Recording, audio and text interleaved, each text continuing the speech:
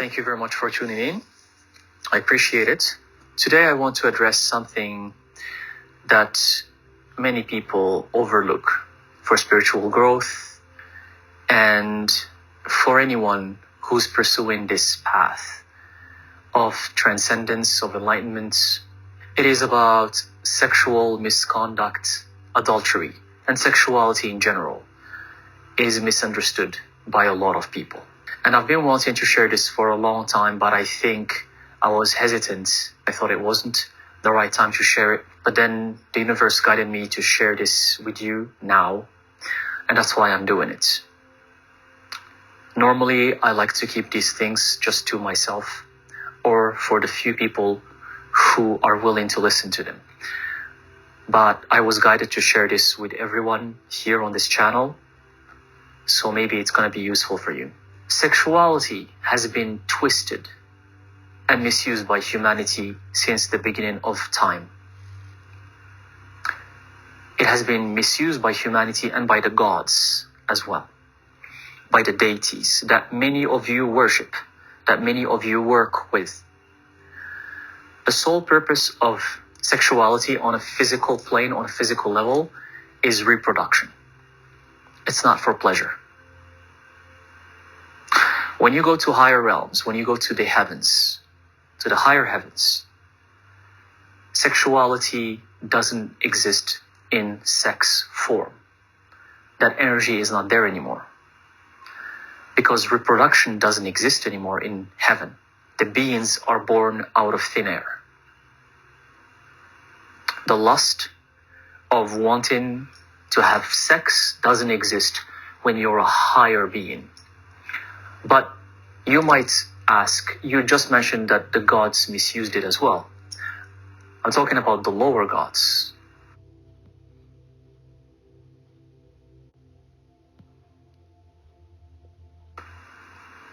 Because you know that many of the gods that our mythologies talk about, Greek mythology, Mesopotamian, with the Anunnaki, Hindu gods, you know that many of these gods, not all of them, but many of them are lower gods. Because in heaven, there are many planes of existence. And depending on the plane of existence, there is different gods. The lower gods still retain a physical form. And they can still reproduce sexually, just like humans. The lower gods. They're still more powerful, they're smarter, they have magical abilities that we don't have. They can understand things we don't understand. They're much higher than us because they are existing on a higher dimension. But they still have a physical form and they still have sex. So there's, as in male, female. That's why a lot of the pantheons around the world, when we talk about the gods, they're either males or females. Because they have a sex that defines them, physically speaking. Because those are the lower gods. The higher you go up in the echelon, sexuality disappears. Gender disappears and sexuality disappears. And the need to reproduce disappears. And creation becomes from thin air. So here's something I'm going to share with you that, again, that's why I like to keep these things to myself. A lot of you are not going to agree with this, but I don't care. I don't share what I share to get agreement from people. Sexuality and the act of sex and reproduction through sex is something that is only for the lower realms and lower beings of existence. It's not a divine energy, like what you hear many people say. Divine energy. Sexual energy is divine energy because it allows creation. You know what else allows creation? Energy that doesn't require sex. There are many things in the universe that were created without the need for sexual intercourse. And those things are way more beautiful than humans. Or what sexual intercourse leads to. But humans like to glorify everything they have. Humans like to glorify everything. They like to glorify tools. They like to glorify science, they like to glorify religions, they like to glorify sex. Anything that gives them pleasure and satisfaction. They like to glorify it. And they write books about it. And they start saying how divine it is. Even in this field, how many people give power to tarot and to crystals and to tools, making them seem like they're something divine. They are just tools. You give them power or not. It's up to you. So most humans are conditioned to fall for sexual misconduct, lower frequencies, becoming addicted to sex, pornography. I mean, that's probably the pandemic of the world right now is pornography. You have kids being exposed to that since a young age. It's online, it's on the internet, and no one is doing anything about it. Yet, people all around the world glorify sex as if it's something amazing. Not only that, they commit sexual misconduct, adultery, they cheat, people cheating everywhere. This is not special to one country or the other. All around the world, people cheat on their partners, on their wives, on their husbands, without any shame. And don't even get me started on the concept of polygamy and all of that nasty lower frequency stuff that people are into. People are addicted to it. And they think it's something normal. Indulging in pleasures, such as destructive pleasures, and sex is one of them. You have alcohol, you have drugs, you have eating unhealthy, and you have sex. Indulging in these things leads you only to destruction. It doesn't lead to any enlightenment. If anything, it makes you far, far, far, far away from enlightenment. Very far away. Not only that, society glorifies sex to the point that it's everywhere around you. You know the saying, sex sells, right? You know that. It's everywhere. Marketing campaigns around the world, movies, Hollywood, the music industry. As you wake up, you're bombarded with sexual images and sexuality. As you wake up. And sometimes it's subtle. Sometimes it's right there in your face. Sometimes it's very subtle. The Hollywood movies glorify it. Comedians glorify it. And it's becoming even part of the culture. When I used to be a normal person, the jokes, the funny jokes were all sexual jokes. And you have these comedians making jokes that are sexual and everyone is laughing. Thousands of people are laughing. Oh, just because they mentioned a sexual organ of a man or a woman. Ha ha ha ha ha. That's very funny. Oh, they mentioned something sexual. Ha ha ha. It's funny. Humans are regressing. Social media have made it worse. People, every time they look at a beautiful person, man or woman, they start saying sexual comments about them. Where are we going? Where is the world heading? And people say we're heading into the age of enlightenment, the age of Aquarius. I think we're heading to the age of destruction. See, usually the most popular opinions that circulate are usually the wrong opinions. When people say we're heading to the age of enlightenment and Aquarius, it's usually the opposite. Because people want to believe something that is actually not there, so they deliberately blind themselves from seeing what's really happening. We're heading to the age of destruction. In Buddhism, this age is called the age of the decline of Dharma. Dharma are the teachings of the Buddha, and we are in the age of the decline of Dharma. Even the monotheistic religions, they say that we're in the end of times. There's some truth in there. Because when you look around you, this doesn't make sense. This is too much. This is getting out of hand. It's getting out of hand. Sometimes I can't believe the stuff I see or the stuff I read. I can't believe that humans are reaching this level of low frequency. It's beyond what I can comprehend.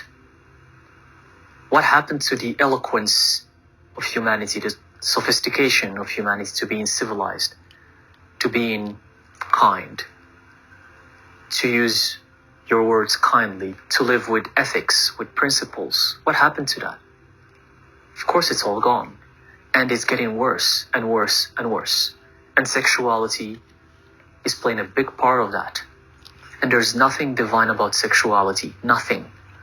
Oh, because it gives birth to humans. You think it's divine because it gives birth to humans. The act of a sexual intercourse leads to the birth of a human being, and you think that's divine. So here's my question to you. Do you think humans are divine? Do you think humans are divine? I'm asking you. Look what they're doing to the world. So there's nothing divine about a human being born. There's nothing divine about that. And when I used to be a normal person, I used to fall for these things, and I know how it is. I know how it is for normal people with sexuality and cheating and all of that stuff. I know it. I'm not saying I'm a saint, but even when I was a normal person, I had principles. I had principles that didn't allow me to, for example, cheat. At least that was out of the question for me. And even back in the day, cheating used to sound like something horrendous. And now it's like just normal. It's beyond normal. Everything is sexualized. Everything. But let me tell you the repercussions of this according to Buddhism. Because I think you know what the monotheistic religions say about this. But let me tell you what Buddhism say about this. Because it's very interesting and it's a different perspective. One of the 5 main precepts of Buddhism that you should never do, that the Buddha himself said, is sexual misconduct and to have more than one partner. Even the Buddha himself said that way before any Judaism or Islam or Christianity. He said that 2,600 years ago. He said sexual misconduct, stay away from it. And you're not supposed to have more than one partner if you choose to have a partner. Why? Why did he say that? Why? Why should we restrain from sexual misconduct and adultery? Because there's something called karma. In Buddhism, it is said that for each partner you cheated on and for each person you committed adultery with, your soul will be separated accordingly. If it's 10 times when you committed adultery, then your soul is going to separate it 10 times. And for some people, the soul becomes so separated that it finds it difficult to come back again into one soul, into one form. And when that happens, where do these fragments go to? Let's say a soul is fragmented into 20 pieces. Where do they go? They become part of nature. They start reincarnating as insects, mosquitoes, little worms, bugs. Yes. And it becomes more and more difficult for the soul to remember that it was human to begin with.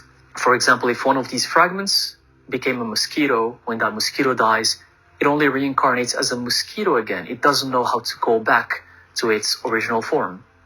And some souls end up becoming so fragmented that they don't know how to even reshape as a human. They just don't know how to do that anymore. And for the people who commit even worse sexual misconduct, pedophilia, and atrocious things, they go to lower realms, the realms of hell. And the hell has many realms as well, just like the heavens. The heavens above, there's many heavens. And the hells down, there's many hells. And the amount of suffering you get in these hells is undescribable. It's things that I'm not going to even mention. I'll let your imagination work that. So, adultery, sexual misconduct, cheating is something you should stay away from. Because the karmic retribution for that is immense. And it is something that might jeopardize your soul. And sometimes karmic retributions have to be paid through your family. I'm going to give you an example.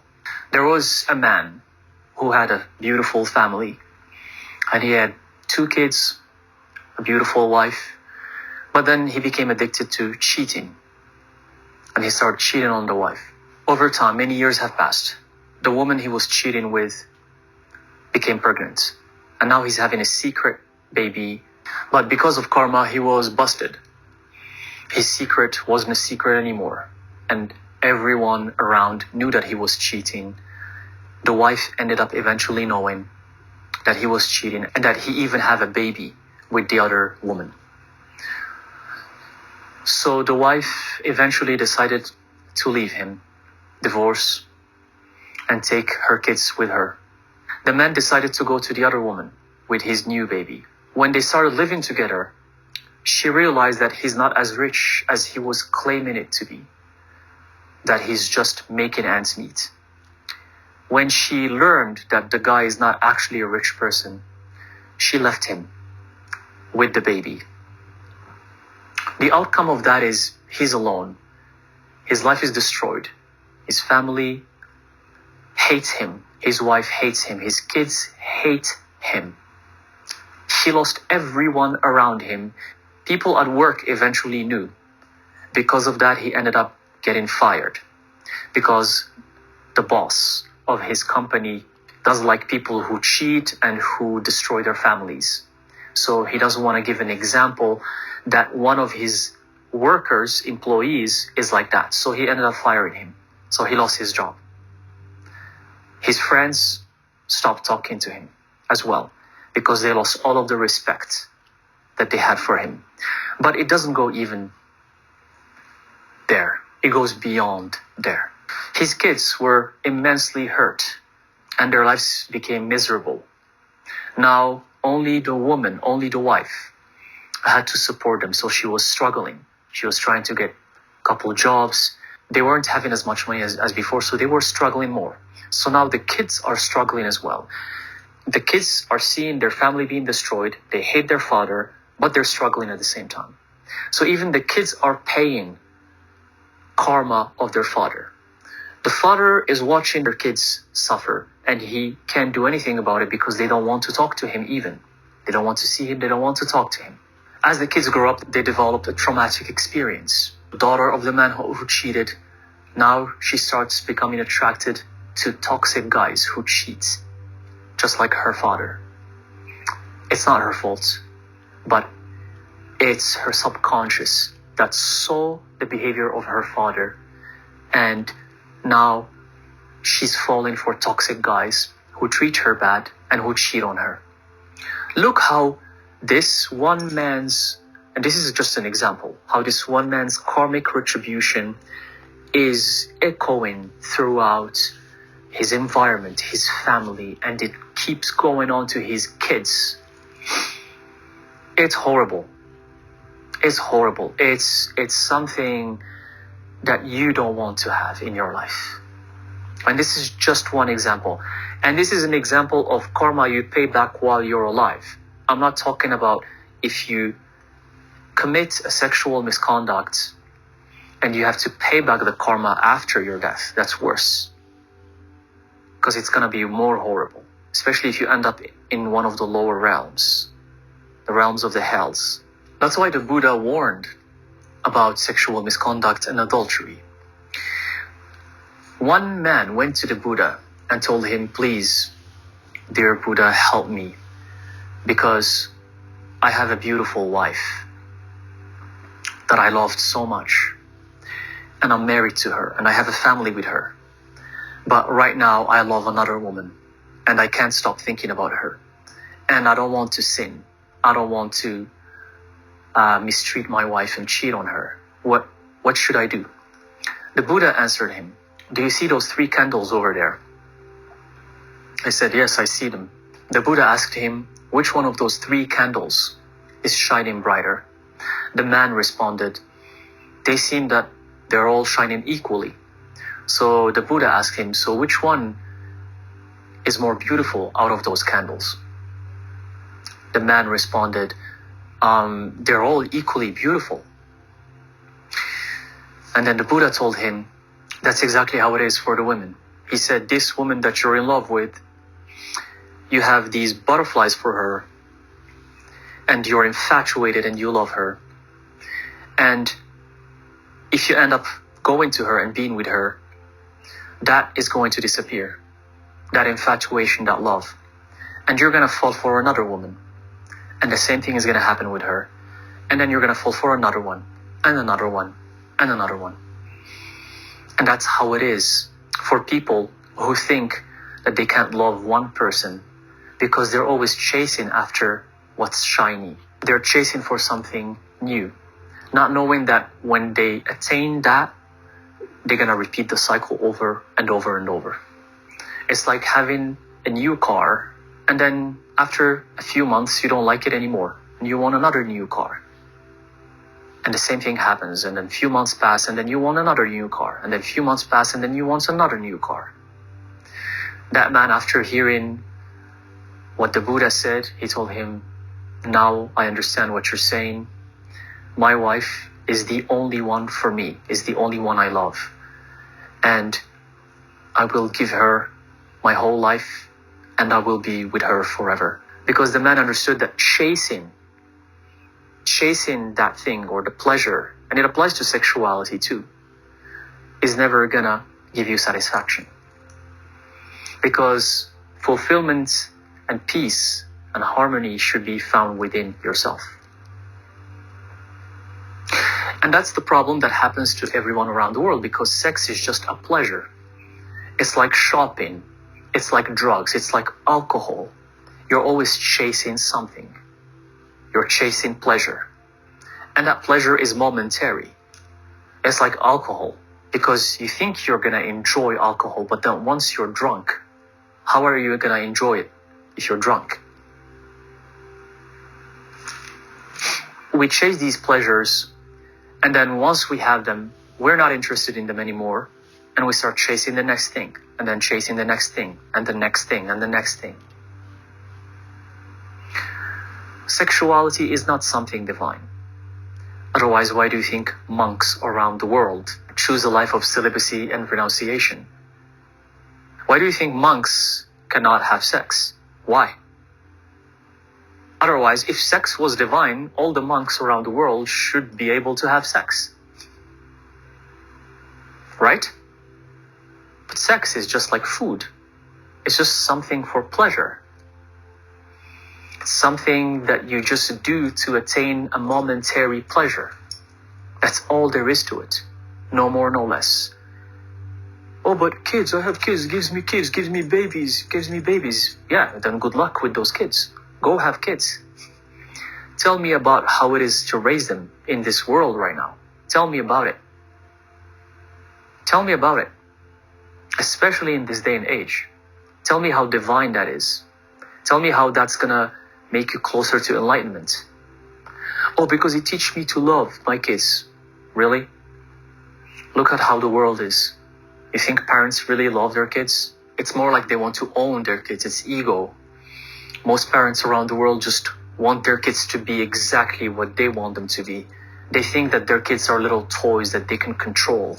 They think that their kids belong to them and they're gonna do what they want them to do. You call that love? You call that having kids teach parents love? That's why these subjects, I hesitate to address them and I don't like to talk about them, because the world is not ready to hear these things. But again, for this video, I was guided to share it, and that's why I'm doing it. I'm not doing it because I thought it's a good idea. I'm doing it because I was told to do it, and that's why I'm doing it. And don't even get me started on the New Age spirituality and what they say about sex. Sex is divine. Sexuality is divine. It's the creative energy, and it's like something that it... And that leads usually to something that's so not spiritual, especially with Tantra, right? You know how that someone a few decades ago went to India and took whatever he wanted to take from Tantra and came back to the West, to America, and spreaded his BS about Tantra, and now it's a sexual thing in the West. It's just a sexual thing. Because even the word Tantra doesn't mean sex. In Sanskrit, it does not mean sex. But in the West, people think of it as sex. And I'm not going to even tell you about the practices that exist out there for this kind of stuff. It's literally prostitution. It's pornography. But people sugarcoat it as spirituality. There are people who provide services and call themselves spiritual gurus, but it's actually prostitution. Literally. It's prostitution or pornography, or it's like sex industry. That's what it is. But they label themselves as spiritual people. From sleeping with anyone and everyone, from orgies, from just like the most horrendous thing you can think of. And they call themselves enlightened. Please don't fall for that. Please don't fall for stuff like that. There is nothing divine about sexuality. Nothing. Nothing. I hate to break it down for you. You probably have never heard it from anyone. But there is nothing divine about sexuality. Sex brings you only to lower frequencies. And I repeat it, otherwise the monks wouldn't refrain from it. Otherwise, the monks and the Buddha himself wouldn't refrain from sexuality. Another proof that it's a lower frequency thing, look how it's being utilized all around the world, everywhere around you, in every product you buy, everywhere you go, every movie you see, every song you listen to, every lyric you hear, every text, every joke, everything is sexualized. Everything. But look what the world is. So you think that's divine? You still think sexuality is divine? Pornography is normalized almost. So what's next? What are we going to normalize next? Pedophilia? So sex is divine? Is that what it is? And don't get me started on sex magic and that bullshit. That kind of stuff for the occult. So here's the thing. Just don't be fooled when someone starts mixing sexuality and spirituality. Don't get fooled. That's the message that I was told to tell you guys. Don't get fooled when someone starts mixing spirituality and the spirit realm and divinity with sex. Because they don't go together. No matter what it is. Tantra, sex magic, sexual ritual, New Age spirituality. The moment you hear that there's sex involved in that, know that it's just there to fool you. And there is another marketing strategy because sex sells, because people are obsessed with sex. Because since you were young, you were programmed to be attracted to anything that is sexual. And stay away from people who always talk with sexual terms and sexual idioms and sexual jokes. Stay away from those people. You know, the people who always talk about sex, in any shape or form, either jokes or in the way they speak or anything, those people mean that they're always thinking about sex. Because we always speak what we think about. That means that's the only thing they're thinking about, and that's why they're using it in the way they talk. So yeah, if you have comedians who always talk about sex, it means the only thing they think about is sex. If you have movie writers and directors who bombard you in their movies with sexual scenes, and sometimes inappropriate sexual scenes with minors or whatnot, that means that these writers and these directors, that's all they're thinking about. It means that the only thing they're thinking about is sex. If a friend you have who's a good friend, who's always just saying sexual things all the time, it means that it's the only thing they think about. Stay away from those people. They're low vibrational people, and they're going to take you away from connecting to the spirit realm, to divinity, and to anything that is sophisticated, civilized, and eloquent. You want to become closer to a God level, stay away from sexuality.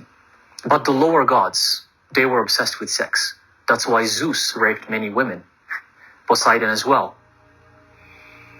Because they could change their shape or form, but they still were able to have sex.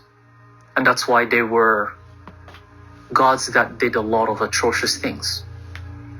They did a lot of sexual misconduct. I mean, just go read the mythologies and you'll see what these gods have done. I mean, in the book of Enoch, that the fallen angels, they call them the fallen angels, you can call them demigods or demons, the ones who came and started raping the women of earth, human women. So here again, sex. Stay away from adultery. If you have a beautiful partner that you love, that you respect, that means so much to you, stick to them. I'm not saying don't have sex with them. That's not what I'm saying. But what I'm saying is that respect them. Stop looking at everything in a sexual way. Know that sexuality doesn't lead you to any spiritual progress. And finally, the karmic retributions for sexual misconduct and adultery is something you really don't want to know. That's all I'm gonna say. That is something I want to remind you of. Please, stay away from that. If you have a beautiful soul, a partner that you love, who's with you, and you guys are happy together, please stick with them. And respect them. Don't cheat on them. If you can be together, it's okay. It's okay to go your separate ways, but don't cheat. Don't cheat. Thank you very much. And I'll see you in the next video.